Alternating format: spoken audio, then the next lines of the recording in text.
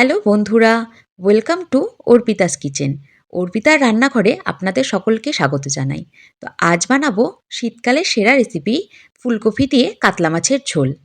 কথা দিচ্ছি এই ঝোল দিয়ে নিমিষেই একতলা ভাত শেষ হয়ে যাবে। তো এখানে আমি 7 পিস কাতলা মাছ নিয়েছি। মাছগুলোতে ভালোভাবে লবণ হলুদ মাখিয়ে নিচ্ছি।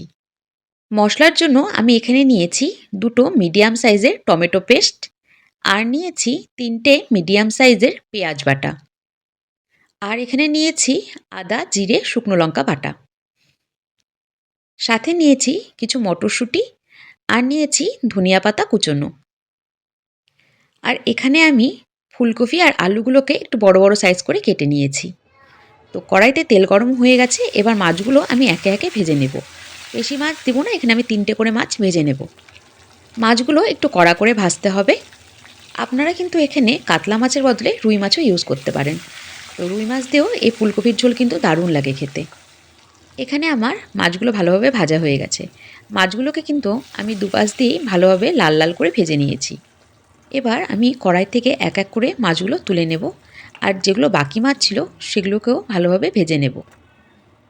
শীতকালে এই ফুলকপি দিয়ে মাছের ঝোল না খেলে যেন মনে হয় শীতকালটা অসম্পূর্ণই থেকে গেল। বাকি মাছগুলো আমি তেলের মধ্যে দিয়ে দিয়েছি, এগুলোকেও আমি উল্টে পাল্টে বেশ ভালোভাবে লাল লাল করে কড়া করে ভেজে নেব। তো এখানে আমার সমস্ত মাছই প্রায় ভাজা হয়ে গেছে। এবার এই মাছগুলোকেও আমি কড়াই থেকে তুলে নেব। ঠিক এইভাবেই লাল লাল করে কিন্তু ভাজতে হবে, একটু কড়া করে, হালকা ভাজলে কিন্তু চলবে না। এখানে আমার সমস্ত মাছগুলো ভাজা হয়ে গেছে। ঠিক দেখো এরকমই কড়া করে ভাজতে হবে। এবার ওই তেলেই আমি ফুলকপিগুলি দিয়ে ভালোভাবে নেড়ে ভেজে নেব।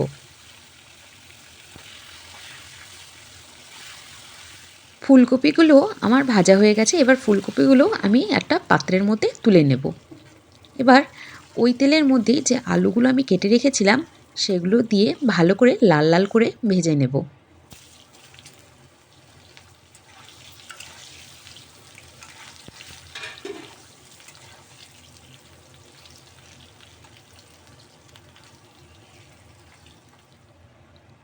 আলুগুলো আমার ভাজা হয়ে গেছে। এবার আলুগুলোকেও আমি ওই ফুলকপির পাত্রেই একসাথে তুলে নেব।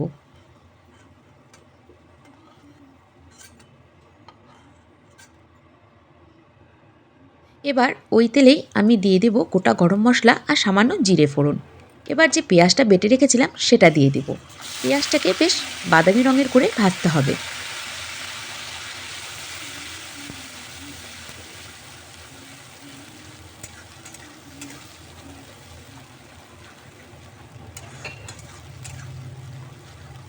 এবার এতে দিয়ে দিব সামান্য হলুদ গুঁড়ো, দিয়ে আরেকটুভাবে ভেজে নেব। পেঁয়াজ ভাজা হয়ে গেছে। এবার আমি দিয়ে দিব আদা জিরা আর শুকনো লঙ্কা বাটাটা, দিয়ে ভালোভাবে কষিয়ে নিতে হবে যাতে মশলার কাঁচা গন্ধটা একেবারেই না থাকে। মশলা ভাজা হয়ে গেছে, দেখো মশলার গাছ থেকে তেলও ছেড়ে দিয়েছে। এবার এই পর্যায়ে আমি দিয়ে দিব টমেটোর বাটা। টমেটো বাটাটা দিয়ে ভালোভাবে নেড়ে কষিয়ে নিতে হবে। এখন আমি দিয়ে দেব লবণ। আমি যেহেতু ফুলকপি আর আলু ভাজার সময় লবণ দিইনি, তাই এখানে আমি একটু বেশি লবণ দেবো, মানে 1 চামচের মতন লবণ দেব। দিয়ে ভালোভাবে মশলাটা আরও একটু কষিয়ে নেব। এখানে আমি কালারের জন্য দিচ্ছি কাশ্মীরি লঙ্কার গুঁড়ো। এটা অপশনাল, আপনারা চাইলে নাও ইউজ করতে পারেন। ভালোভাবে মশলাটা কষিয়ে নিতে হবে যাতে মশলার কোনো রকম কাঁচা গন্ধ না থাকে। মশলা ভালোভাবে কষানো হলে তবেই কিন্তু ঝোলটা খেতে ভালো লাগে। মশলা এখানে আমার কষানো হয়ে গেছে। এবার আমি দিয়ে দেবো আগে থেকে ভেজে রাখা আলু আর ফুলকপিগুলো। আলু আর ফুলকপি দিয়ে আরেকটু কষিয়ে নেব। বেশিক্ষণ ভাজবো না, কারণ আলু আর ফুলকপিগুলো আগে থেকেই ভাজা ছিল। এবার এই পর্যায়ে আমি দিয়ে দেব মটরশুঁটিগুলো। মটরশুঁটিগুলো দিয়ে ভালোভাবে আলু আর ফুলকপির সাথে মিশিয়ে নেব। আলু ফুলকপি মটরশুঁটি এগুলো কষিয়ে নেওয়ার পরে আমি এখানে ঝোলের জন্য দিয়ে দিব প্রয়োজন মতো জল।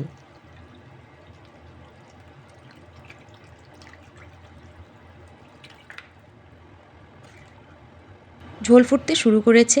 এখন আমি স্বাদ ব্যালেন্স করার জন্য এখানে দিয়ে দিব সামান্য চিনি। এখন ঝোলের মধ্যে আমি একে একে মাছগুলোকে দিয়ে ঝোলটা আমি ঢেকে দেব, আর গ্যাসের ফ্লেম একেবারে লোতে করে দেব।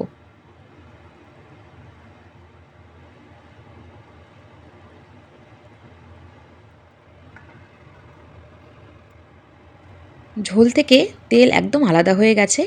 তো এখন এই পর্যায়ে আমি দিয়ে দিব 1 চামচ গরম মশলার গুঁড়ো, আর দিয়ে দিব ধনিয়া পাতার কুচি।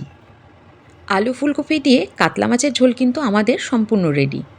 তো আমার ভিডিও যদি আপনাদের ভালো লেগে থাকে তাহলে কিন্তু চ্যানেলটিকে সাবস্ক্রাইব করবেন এবং কমেন্ট করে আমার পাশে থাকবেন।